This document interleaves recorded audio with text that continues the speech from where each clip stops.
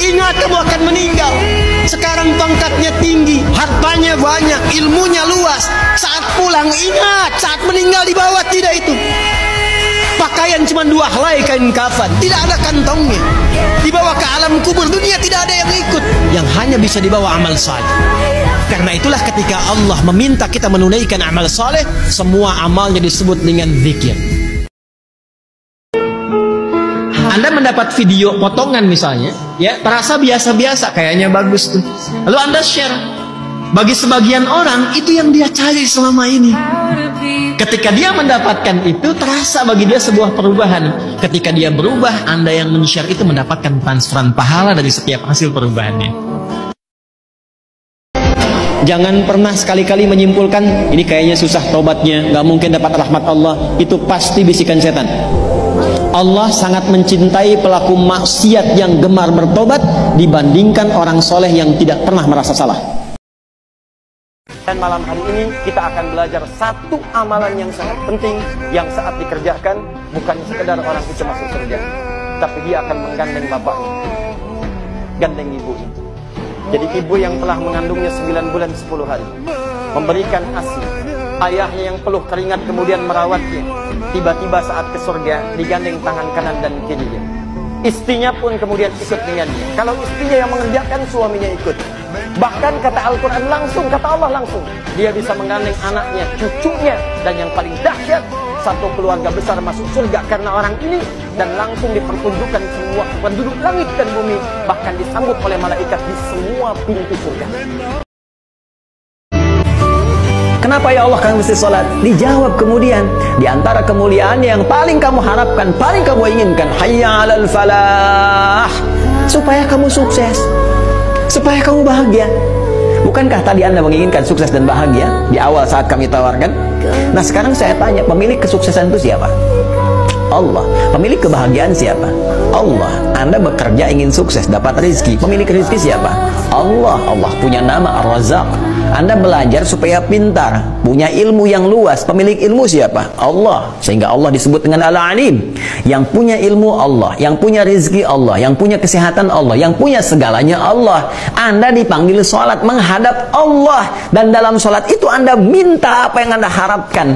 Karena itu kalau Anda benar memohonnya, bukankah jelas Allah sampaikan? Bahkan dalam pembuka sholat, wasta'inu bis-sabri was-salah. Jika Anda punya persoalan dalam kehidupan, datang, terima dengan sabar itu, kemudian minta kepada Allah solusinya. Kalau teman-teman melakukan amalan di awal pertama bulan Dzulhijjah 1 sampai dengan 10, itu pahalanya, perhatikan baik-baik. Pertama, amalan akan di-upgrade langsung oleh Allah menjadi amalan yang dicintai oleh Allah. Kedua, nilainya senilai dengan jihad fi sabilillah. Yang kalau saat amalan itu dikerjakan Anda wafat, statusnya mujahid dan syahid. Syahid. Kalau ada hidayat yang menyampaikan, Anda boleh tinggalkan. Tapi kalau Nabi yang janjikan, apakah ada sifat dusta pada diri Nabi? Sedangkan beliau Al-Amin yang sangat dipercaya. Jelas ya? Saya ulangi, ini tidak main-main. Amalan dicintai oleh Allah dan status amalnya naik menjadi jihad, senilai dengan jihad. Kalau wafat mengerjakannya syahid. Anda baca Quran di luar 10 hari ini, pahalanya 10 setiap huruf. Tapi kalau masuk di waktu ini, Anda baca langsung naik status, dicintai oleh Allah dan sedang senilai dengan jihad. Setiap hurufnya jihad, setiap hurufnya jihad. Wafat sedang baca Al-Quran, seketika syahid fi sabilillah. Kapan waktunya? 10 hari pertama di bulan Dzulhijjah. Anda baru berdoa dengan menyebutkan nama Allah yang paling tinggi, yang kalau disebutkan nama itu di awal doa, maka semua doa yang disampaikan akan dikabulkan, semua permintaan akan dijawab. Ini rahasia. Inilah rahasia. Ada seorang sahabat, hadisnya sahih, dikutip kemudian oleh Sayyid Qutb juga dalam kitabnya Al-Aqaidah Al-Islamiyah. Syekh Muhammad Nasiruddin Al-Albani pun mensahihkan hadis ini. Ketika Nabi selesai kemudian menunaikan salat, terdengar seseorang berdoa. Perhatikan doanya. Doanya menggunakan pembuka surat Al-Ikhlas. Saking yakinnya Siddiq dengan ayat ini, dan dia mengamalkan kandungan isi surahnya, dia membuka doanya dengan surah ini. Saking yakinnya dengan surah ini. Perhatikan kalimatnya. Allahumma ushhidu bi annaka antal ahadas samad alladzi lam yalid wa lam yulad wa lam yakul lahu kufuwan ahad. Kalau Anda misal ya berbuat salah sekali nih, mata salah lihat nih, salah lihat ya, ada gambar yang tidak layak dilihat, salah. Yang paling aneh lisannya istighfar, astagfirullah, salah nih. Lisan istighfar tapi mata ngelihat kan. Baik, salah itu. Ketika sekali berbuat salah, kata Allah, saya nggak akan biarkan hamba-Ku pulang kepadaku dalam keadaan kotor dengan dosa. Engkau lahir bersih, kenapa pulang kotor? Maaf ya, jangankan Allah gitu, ibu punya anak, teman-teman punya anak, pulang ke rumah dengan kaki kotor kan kita nggak mau kan? Nah kotor, cuci dulu kan, baru masuk rumah. Anda pengen ke surga, badannya kotor, ya Allah yang punya nggak akan mau. Kamu kotor, bersihin dulu.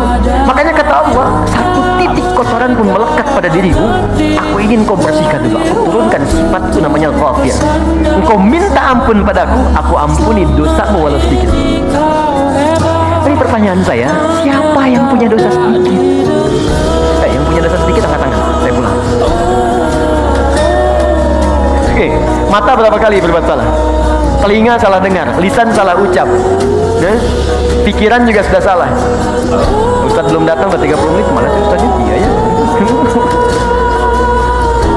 Oke, kaki berapa kali salah melangkah? Itu banyak dosanya. Lihat mata Anda di cermin yang penuh dengan dosa. Tatap wajah Anda yang penuh dengan dosa. Tatap lisan kita yang banyak maksiat. Tatap tangan kita yang pernah berbuat buruk. Tatap kaki kita yang melangkah pada maksiat. Apakah layak antum jadi ahli surga? Kenapa Anda begitu ringan meminta kepada Allah Firdaus, sementara Anda tidak buktikan dengan ikhtiar? Dan itu baru Anda, belum anak Anda. Apa Anda ridha masuk surga sementara anak-anak Anda berteriak masuk neraka? Tolong saya, tolong saya. Yauma yafirrul mar'u min akhi wa ummihi wa abihi wa sahibatihi wa bani likulli imri'in minhum yawma idzin sya'nu yughni. Akan tiba satu masa semua orang sudah tak peduli dengan saya. Lupa dengan anak, lupa dengan suami, lupa dengan istri, lupa dengan ibu, lupa dengan ayah. Dan mereka teriak minta tolong, tolong saya, tolong saya. Apa yang Anda bisa kerjakan? Karena betul Anda usaha. Ayo berubah. Apa yang Anda kumpulin dunia? Dunia itu mudah, kecil.